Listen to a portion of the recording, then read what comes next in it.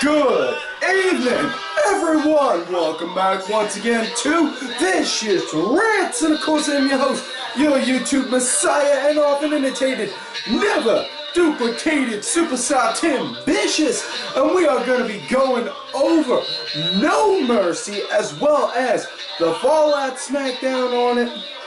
Now, overall score for the pay-per-view. Now, before I give the overall score, would like to say first things first right off bat, one thing that really threw me off was right out of nowhere, they say right in the middle of the day that they're going to make the main event, which was the triple threat title match, the main event, the opening match of the night. So, yeah. Now, first things first with that, just like, the fuck? You know, and also, okay, either they talked to Dutch Mantel and wound up taking a page or two out of Puerto Rico, figure, you know, the old Puerto Rican wrestling territories, and figured out to do that because you were probably going to have a large, angry, drunk crowd, or what? Yes? Yes. No, I don't have an earbud in my ear. No one's really talking to me. Well, fuck. So much for trying to do that joke with you folks. Real reason why they were doing that is because they wound up having the debates that night, in which case, honestly, to basically sum up the presidential debates, it was Trump stalking around Hillary constantly behind her. That was it. And him doing a face when he was behind a chair, looking like he was getting ready to air hump it. But either way, overall score for the show, I would give it a 7. It would have gotten an 8 if they'd have switched one or two things, and I will get into that when it comes up. But first things first, pre-show matches. American Alpha and the Hype Bros versus the VaudeVillians and the Ascension. This was the same exact match that we saw on SmackDown the week before. And it was pretty much the same match that night too. You know, it's nothing really big or different on it. Yeah. The match wound up coming to an end with American Alpha wound up hitting their finisher. They're now calling it the Grand Amplitude. So they got that on the VaudeVillians, 1, 2, 3. And okay. And that said, now on to the main show. First match of the night, like I said, John Cena versus Dean Ambrose versus AJ Styles for the world title. And this was a nice, good match right off bat. You know, it was a good attack on attack sort of style, like I punch you and then he punches him and then he punches me. You know, kind of like that. It went into a circle, you know, instead of like two guys working on one person doing double teaming, or somebody being tossed out and then getting a one-on-one for a bit. You know, it's good. You know, like I always say, having a little bit of difference, it's the little things. Difference is good. And this was a good example, you know. It was, you know, like Ambrose punching Cena, Cena punching Styles, Styles punching Ambrose. That was it. That's what I'm talking about. Things like that. You know, the pace was good. You know, pace was good. You know, absolutely loved it. A really big amount of near finishes right off bat, and was not ready for that for an opening match. I am definitely out of shape seeing something like that just right off bat. Like, whoa, no, gang. Don't tap it! No, he didn't tap. You know, seeing things like that. But, you know, probably one of the bigger or can't say spots, but probably one of the bigger things that I went nuts for was just as it looked like Cena had Styles, looked like, and the STF looked like he was about to tap. Next thing you know, Ambrose just comes in, grabs his hands like, "You're not tapping," you know, and he got him and he stopped him, which way cool for, you know, again, little different things like that. Now, on how the match wound up coming to an end, it eventually led into Cena tossed out Styles, so it was Cena and Ambrose for a minute, and then Cena hit Ambrose with a super AA from the middle rope, wham! Just as he was about to go for the 1, 2, 3, Styles came back in, cracked him with a chair right in the gut, slammed it over him a few times in the back, and then pinned Cena 1, 2, 3. So now that's that. Now Cena is set to go off and film that new reality show, season 2 of that reality show. What was it? American Grit, I think, soon. So he's going to be taking some more time off soon. No problem with that. You know, I got no problem with having Cena coming around as a part-timer right now, honestly. But don't let him win the title. Don't let him tie Ric Flair with title reigns. That's my thing. Excuse me. Also, this is also the Vicious Rants match of the night right here. The triple threat right there. Now with that said, now let us get into the next match of the night. Nikki Bella versus Carmella. So we went from red hot, smoking awesomeness to this. Yeah. I feel so ashamed now. Now I feel bad. But yeah, this was the piss break of the night right here, folks. This was the piss break of the night right here. Yeah, I mean, it was an okay match. It was just severe lack of interest, though. And I'm not talking like, personally, I had zero interest in it. Sorry, cough drop. But what I mean by lack of interest, it's just like the crowd went so dead. It was like, what the fuck? Did they just pour everything out they had into that and now nothing's good for the rest of the night? But yeah. I mean, it was cool seeing the match though. Like I said, it was a nice pace. Girls were working pretty good. Carmella, she was targeting Nikki's neck for the whole time. You know, but this was the Vicious Rants piss break of the night. And match came to an end when Nikki wound up hitting their new move. It's called a Rack Attack 2.0 because, heaven forbid, she should do the same move that injured her damn neck. You know. Yeah. So yeah, Nikki Bella got the win for that. And next matchup we got is Usos versus Slater and Rhyno. And before we get into that, just want to say Usos, really glad that they finally went heel, you know. These guys definitely needed it more than anything, but why have them come out looking like a couple chulos more than anything? I mean, they kind of look like the dudes from Short Circuit, from the Short Circuit movie, Johnny No. 5, that were doing that Los Locos Kick Your Ass song.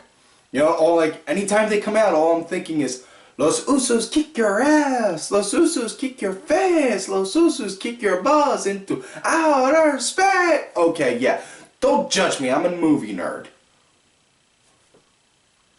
Anyways, match had a nice good pace to it, you know. The Usos, like I said, really nice seeing them that they went heel. Surprisingly, they're doing really good work with it being heel, and they're working it really well. You know?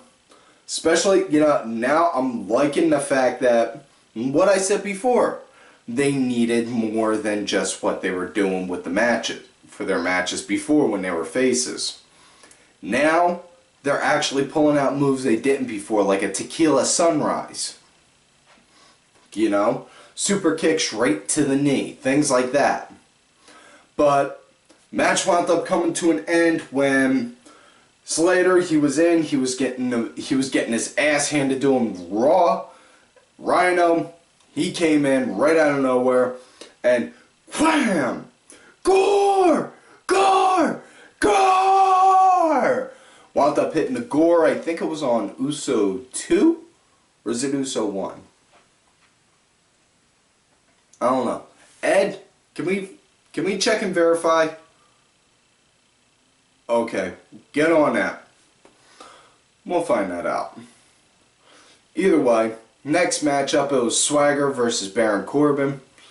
And this match pretty much just favored Corbin, you know, more than anything. And yeah, I'm perfectly okay with that, because Corbin, he's obviously going to be built as the next guy. You know, he's gonna be built as the next guy, so what better way to help build the next guy, like I've said before, have him take down somebody that was the former next guy. Just saying, it makes sense. And not to discredit Swagger though, because Swagger, I have been preaching good for him for a long time, and a lot of people give me shit on it. The guy can work. The guy can move in the ring. You know, he's just missing, he has all the tools to be a main eventer. He's just missing that one thing. And honestly, it was everything that Dutch was carrying for him. Dutch Mantel, Zeb Coulter, you know, he needs a good voice. And unfortunately, Swagger doesn't have that. You know, too many people want to make jokes about his lisp, you know, so, but you never saw any of them people go and make jokes about Cody with it. But either way, Swagger, he was also, yeah, Swagger, really like him, really hope they do something good with him on SmackDown now. But either way, the crowd pretty much just seemed mild for this match more than anything. I mean, this was probably Sacramento's piss break of the night, but not mine. I was actually, like, more so than not, I was just looking like, alright, this is going to be the match they're going to use to build up Corbin. So, that was what I took from it. But match wound up coming to an end when Swagger, he had the ankle lock put on Corbin. Corbin crawled to the ropes, even under the ropes, got his hand under the apron, pulled the actual ring apron up. The ref was kicking that out of the ring, trying to fix that. And Corbin rolled himself over, wham, doop, poked Swagger in the eye. Next thing you know, got up and wham, hit him with the end of days. Got 1, 2, 3. So Corbin won. Now, honestly, I do not like Corbin one bit. Okay, he's the big tough guy. He's the big tough tattooed guy with long hair. But dude, you need to do more with your promo skills. You just move there like this and speak in 3 to sometimes even 4-worded sentences. Seriously, somebody needs to school Corbin with that. Why the fuck would they let him get to the main roster before he stopped doing that shit? That next matchup after that was Miz versus Ziggler, title versus career. Now, This match, honestly, I thought should have gone on last, since the title match was on first. A lot of storytelling with this match. More than anything. You know, not only that, there was a lot of rumors going around all up until this match that everyone was saying, oh, well, Ziggler's going to lose because he's going to be a producer. Miz is going to drop the title to him. This, that, all that funky, all that honky-dory funky horse shit. But this was a really good match. I absolutely loved it. There was a lot. Ziggler was pouring out a lot of emotion into this match. You know, really amazingly good back and forth between both guys. You know, didn't really see much from Maryse until later on in the match in it. You know, and she wound up, you know, surprisingly though, she didn't actually get involved more so herself, but she did hand Miz some of the spray. Miz tried doing the spray on Ziggler again. 1, 2, oh, and a kick out. But that didn't work. Now, also, the Spirit Squad wound up coming down. Kenny and, what was it? Mikey or Eddie or something like that. Either way, Spirit Squad came down. They went to go and try and run interference. They got up onto the apron. They didn't go and attack, but they were just up there to go and distract. Ziggler, wham, took them both down. And Miz, he wound up hitting the freaking skull crushing finale and the figure four, in which case, we all know every time Miz does the figure four, kills a kitten. Won't somebody please think of the kittens? But yeah, Ziggler just would not quit. Miz really did like seeing it though.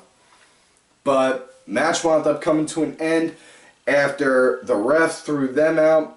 The guys went back at it a little more until eventually Ziggler, super kick. Need more words of Steve Corino. Super kick! Wound up hitting the super kick, got the 1, 2, 3. So now Ziggler's 5-time Intercontinental Champ. He is still on the active roster. Now, should note on SmackDown, Ziggler did open, talked about on how, was saying, we did it. Honestly, no. No, I wouldn't even say we, man. That was you. But Miz came out shortly after his victory speech. You have no idea what you've just done. Let us share a moment of silence for the prestige that was for the Intercontinental title. And then was making a few different movie references and then saying, in case you're not sure, let me break it down for you. At the end of the movie, the hero always gets the gold and the girl. I already got the girl. I'm gonna get that gold back. So, but now, next matchup, it was Alexa Bliss versus a mystery opponent because while she was scheduled to wrestle Becky Lynch, however, Becky was unable to compete that night due to a medical injury medical issue that was non-ring related. They said they keep emphasizing on that, and I'm pretty sure they keep emphasizing on that just to shut up people that are saying, oh well, she's injured. She's injured. You know, she got hurt in a ring. No, fuck that. Shut up, you little toe sucker. You know? You all know someone that goes and tries to talk that shit and you're just like, shut up, you little toe sucker. But yeah, it was Alexa Bliss versus Naomi. And Alexa, she just pretty much dominated the majority of the match. You know, she pretty much just dominated the majority of this match, and but should note real quick before I forget, Alexa Bliss and Becky will wrestle on November 8th in Scotland on SmackDown.